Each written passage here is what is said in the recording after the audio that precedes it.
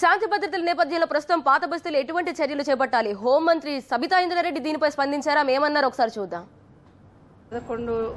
11 మధ్యలో జరిగిన ఈ సంఘటన అక్బరుద్దీన్ ఓవైసీ గారు వాళ్ళ నియోజకవర్గంలో అక్కడ ఆ కాన్స్టిట్యున్సీలలో ప్రభుత్వ కార్యక్రమాల్లో పాల్గొంటూ తిరిగి వస్తున్న సందర్భంలో సడన్గా అటాక్ చేయడం జరిగింది.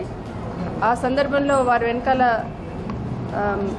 మలక్పేట ఎమ్మెల్యే బలాలా గారు ఉండడం జరిగింది. వారితో పాటు వారి గన్మెన్ కూడా అక్కడ ఉండడం. ఆ జరిగిన సంఘటనలో అక్బర్ గారి మీద దాడి జరిగి ఉన్నప్పుడు బలాలా గారి గన్మెన్ కూడా అక్కడ ఫైర్ ఓపెన్ చేయడం వల్ల అటుపక్క వాళ్ళు కూడా ఒక ముగ్గురికి గాయాలు కావడం, అందులో ఒకరు చనిపోవడం. అక్బర్ గారిని ఇమీడియట్గా హాస్పిటల్ తీసుకెళ్ళడం. హాస్పిటల్లో ప్రస్తుతానికి అక్బర్ గారి పరిస్థితి, ఎమ్మెల్యే గారి పరిస్థితి నిలకడగా ఉంది.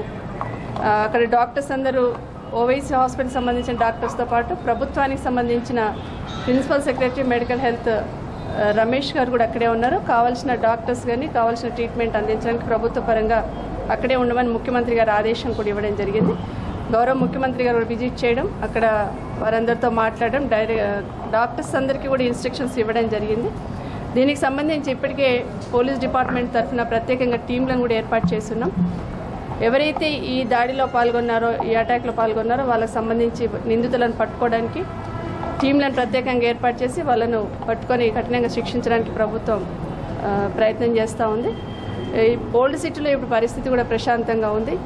శాంతి భద్రతల పరిరక్షణలో ఎలాంటి విఘాతం కలగకుండా కావాల్సిన చర్యలని తీసుకోవడం జరిగింది. ప్రజాస్వామ్యంలో హింసకు తావులేదు. ఇది ఏదైనా కూడా పరిష్కారం ఇలాంటి దిశలో పరిష్కారం చేయాలనే ఆలోచన ఎవరు కూడా చేయొద్దు. ఈరోజు గౌరవ శాసనసభ్యులు అక్బర్ గారి ఆరోగ్యం నిలకడగా ఉంది. అందరూ కూడా ప్రశాంతంగా ఉండి ప్రభుత్వానికి సహకరించమని కోరుతూ నిందితులను పట్టుకోవడంలో ప్రభుత్వం ఏమాత్రం రాజీ పడదు. టీంలను కాన్స్టిట్యూట్ చేస్తున్నాం. ఖచ్చితంగా వాళ్ళని పట్టుకోవడం జరుగుతుంది. కఠినంగా శిక్షించడం కూడా జరుగుతుంది.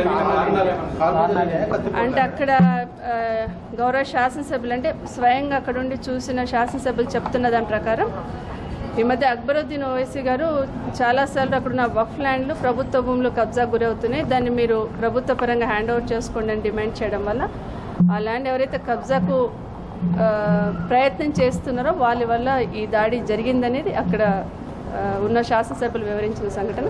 ఏదైనా కానీ పూర్వాపరాలు ఏవైనా కూడా ఇన్వెస్టిగేషన్ జరుగుతూ ఉంది. నిందితులను పట్టుకోవడం జరుగుతుంది. అంటే బుల్లెట్ ఫస్ట్ వెపన్తో షూట్ చేశారనేది చెప్తా ఉన్నారు. తర్వాత అతను దాన్ని తప్పించుకోవడానికి చేయి అడ్డు పెట్టినప్పుడు చేయికి కత్తిపొట్లు కూడా జరిగినాయి అనేది అక్కడ చెప్తా ఉన్న సందర్భాన్ని బట్టి తెలుస్తూ ఉంది. ఎవరు జరిపినారనేది వాళ్ళు ఇచ్చిన ఇన్ఫర్మేషన్ మీద ఇప్పటికే ముగ్గురైతే ఒకరు చనిపోయినా, ఇద్దరైతే పోలీసు కస్టడీలో హాస్పిటల్లో ఉన్నారు. కాబట్టి మిగతా వాళ్ళని కూడా తొందరలోనే నిందితులను గుర్తించడం జరుగుతుంది. ఇన్వెస్టిగేషన్లో నిజాలు బయటపడతాయి.